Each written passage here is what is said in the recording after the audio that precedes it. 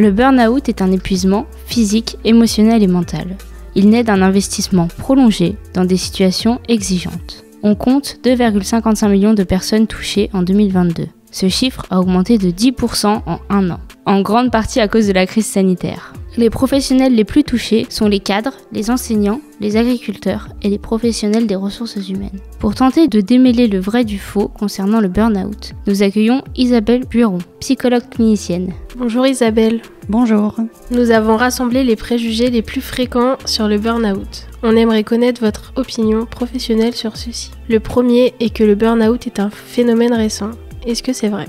Absolument pas. Le burn-out, il a été décrit à partir des années 60-70 par un psychanalyste américain qui s'appelle Herbert Freudenberger. Et en fait, il a décrit la pénibilité physique de certains emplois. Avec l'avancée dans le temps, cette pénibilité, elle a été dépassée par la pénibilité psychologique que l'on rencontre de plus en plus dans le quotidien. Et les problèmes de santé psychologique au travail ont pris de l'ampleur depuis le début des années 90. Actuellement, c'est l'une des causes principales d'absence prolongée au travail. Certains pensent qu'il suffit de changer de travail pour sortir du burn-out. Qu'en pensez-vous ? En fait, il faut être vigilant après une période de burn-out, ne pas se lancer dans un nouveau travail sans s'y être préparé avant, par exemple en étant accompagné dans une reconversion professionnelle ou en faisant un bilan de compétences. C'est un projet qui doit être mûri et travaillé en amont car on repart de zéro. En fait, il faut être entouré, souvent par le biais d'un suivi psychologique ou médical et surtout au niveau des recherches qu'on va faire par rapport à ce qui nous intéresse. On entend souvent que le burn-out touche plutôt les personnes fragiles mentalement. Est-ce que c'est avéré ? En fait, le burn-out touche toutes les catégories de personnes sans distinction d'âge, ni de sexe, de grade ou de secteur d'activité. Il peut survenir quand on n'arrive plus à séparer la vie privée et la vie professionnelle. À force de vivre de la pression ou une atmosphère de travail qui nous stresse, on peut se fragiliser. Souvent, les hommes pensent que le burn-out touche surtout les femmes. Quel est votre avis ? Alors en fait, le burn-out, il concerne autant les hommes que les femmes. Tout le monde peut se retrouver dans cette situation.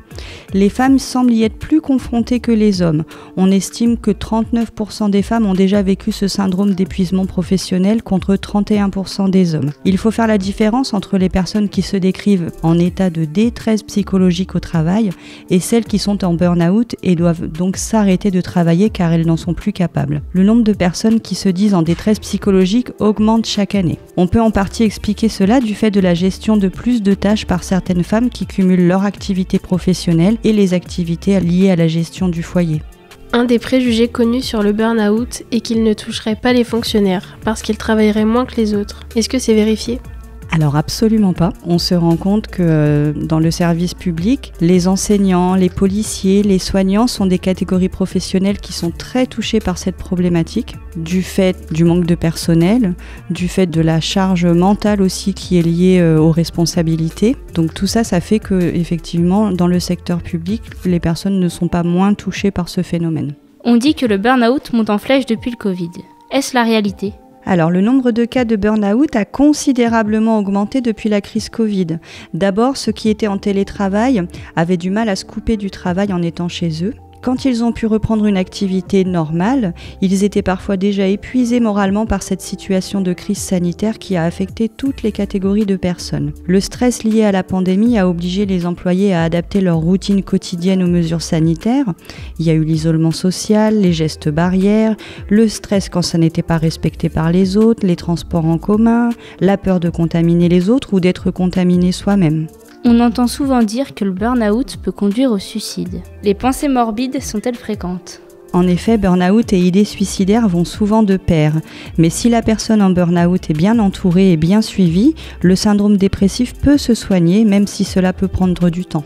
Merci à Isabelle Buron d'avoir partagé ses connaissances avec nous. Si vous souffrez de symptômes du burn-out, n'hésitez pas à en parler à votre médecin ou à votre entourage. Prenez soin de vous.